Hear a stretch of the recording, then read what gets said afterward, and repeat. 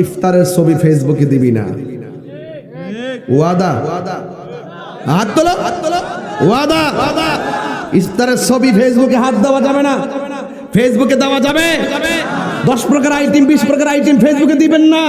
আপনি হয়তো তৌফিক আছে খাইতেছেন, এমন কিছু লোক আছে ওই টাইমে 10 প্রকার আইটেম নাই, তাদের চোখের মধ্যে যখন এই ইফতারটা যখন ভাসে তখন তার বাবার প্রতি প্রশ্ন আসে, বাবা ওই সন্তানগুলো কত সুন্দর ইফতার খাইতেছে, তুমি আমার কেমন বাবা আমার খাওয়াইতে পারো না। এই যে আক্ষেপ তুমি সৃষ্টি করছো গরিবের মনে, এটার জন্য জবাবদিহিতা আছে না নাই? আরো জোরে আছে না নাই? খবরদার, ইফতারের সময় আর একটা জিনিস খেয়াল রাখতে হবে, ইফতারের মজা কি আগের মতো আছে? নাই কে রে?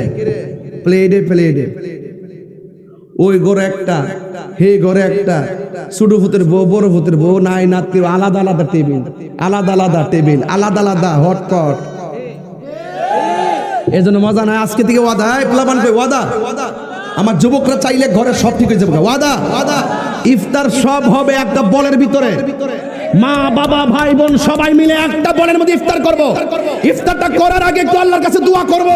আমার নবী বলেন সবচাইতে দোয়া কবুলের দুইটা সময়, একটা হলো সানি আযান দেওয়ার পর যে খুতবা পড়ে, খুতবা পড়ার সময় যে প্রথম খুতবা পড়ে যে বসার টাইমটা দাঁড়াইবার আগে, এই সময় দোয়াটা কবুলের সময়। আরেকটা হলো যখন বান্দা ইফতার করতে বসে সূর্য ডুবার টাইম, এই টাইমটা হলো দোয়া কবুলের টাইম।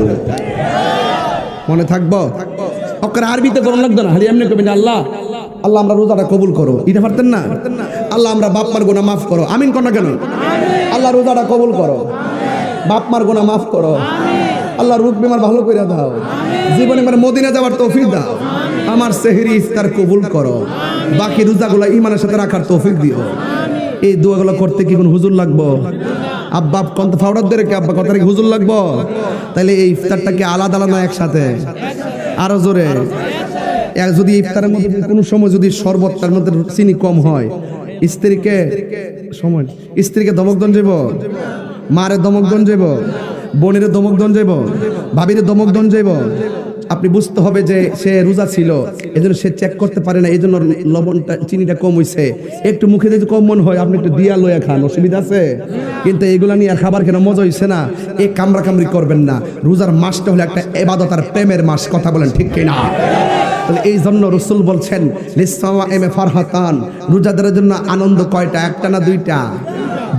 একটা হলো ইফতারের সময়, আরেকটা হলো ইনদা লিকায়ে রাব্বিহি, আরেকটা হলো হাসরের ময়দানে আমার আল্লাহর সঙ্গে দিদারের সময়।